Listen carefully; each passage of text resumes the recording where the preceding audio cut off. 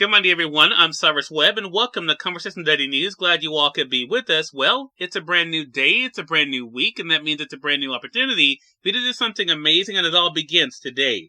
Of course, you have your news headlines coming up on this Monday, with a message from my book, Words I Choose to Live By, and in today's Entertainment Spotlight, for my conversation with producer and songwriter Derrick D. McDaniel. He's celebrating his new single, Choose Life, this month. You'll be part of my conversation with him today.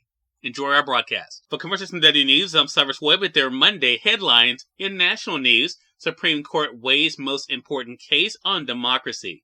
The Supreme Court is about to confront a new elections case, a Republican-led challenge, asking the justices for a novel ruling that could significantly increase the power of state legislators over elections for Congress and the presidency.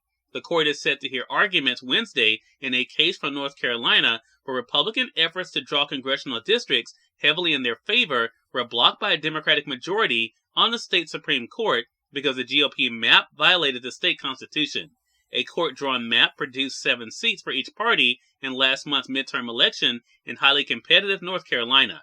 The question for the justices is whether the U.S. Constitution's provision giving state legislators the power to make the rules about the times, places, and manner of congressional elections cuts state courts out of the process. This is the single most important case on American democracy and for American democracy in the nation's history, said a former federal judge, a prominent conservative who has joined the legal team defending the North Carolina court decision. The Republican leaders of North Carolina's legislature told the Supreme Court that the Constitution's carefully drawn lines place the regulation of federal elections in the hands of state legislators, Congress, and no one else. 3 conservative justices already have voiced some support for the idea that the state court had improperly taken powers given by the Constitution when it comes to federal elections. A 4th has written approvingly about limiting the power of state courts in this area. But the Supreme Court has never invoked what is known as the independent state legislature theory. It was, though, mentioned in a separate opinion by 3 conservatives in the Bush v. Gore case that settled the 2000 presidential election. If the court were to recognize it now, opponents of the concept argue the effects could be much broader than just redistricting. In sports, Colorado hires Deion Sanders to turn around football program. Deion Sanders is taking over as head coach at Colorado, bringing his charisma and larger-than-life persona to a beleaguered Pac-12 program that's plunged to the bottom of college football. The deal was announced on Saturday night by CU Athletic Director Rick George. The Pro Football Hall of Famer has been at Jackson State, historically black college, that plays in the NCAA's second-tier Division I since 2020. Sanders has guided the Tigers to consecutive Southwestern Athletic Conference titles. The Tigers beat Southern in the SWAC championship game Saturday in Jackson, Mississippi, and a few hours later, Colorado announced he was coming to Boulder.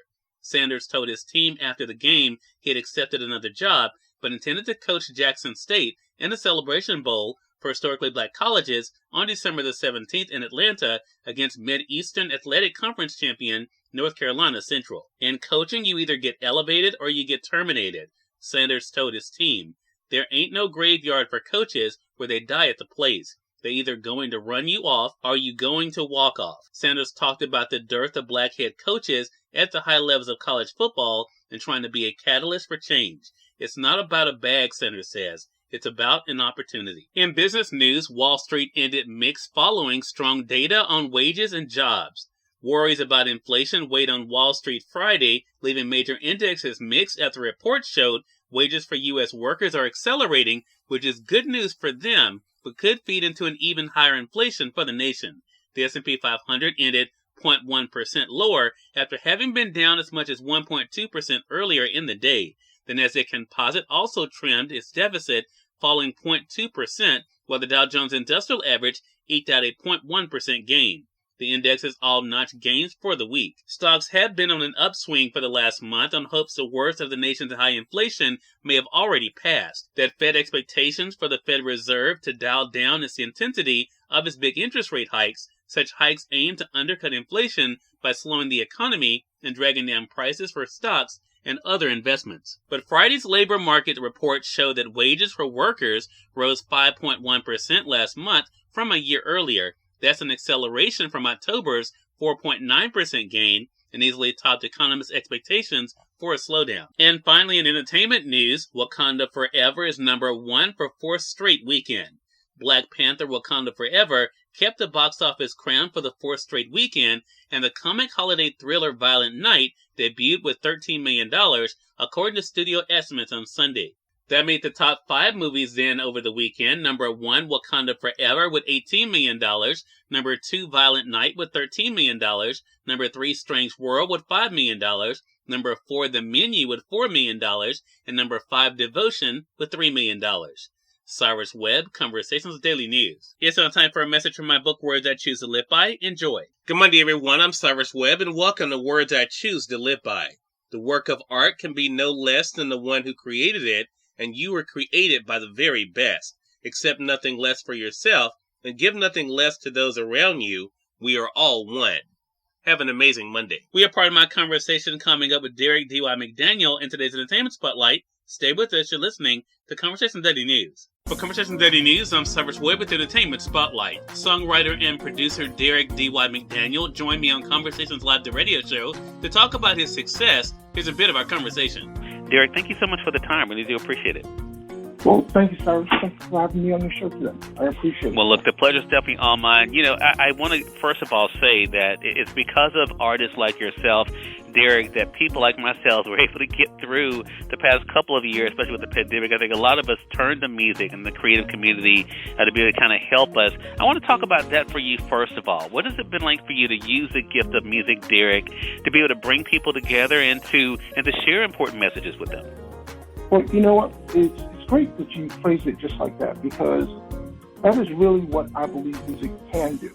It can bring people together, and it can share messages if you are fortunate enough to be able to put a message in the music. So from that sort of perspective, I'm really inspired by, and I admit this freely, that I'm a rap music fan, and I think one of the people who do that better than almost anyone else is like a Jay-Z. So, like, his music you can, if you're not really listening to the lyrics, you just bop your head with it and dance and move and so on and so forth. But if you are listening, his words are incredibly impactful, and I love the way that he's able to put them together like that. And so that's inspired me in my writing to try and do the same thing. I try and put together a song that you'll move to and you'll enjoy listening to.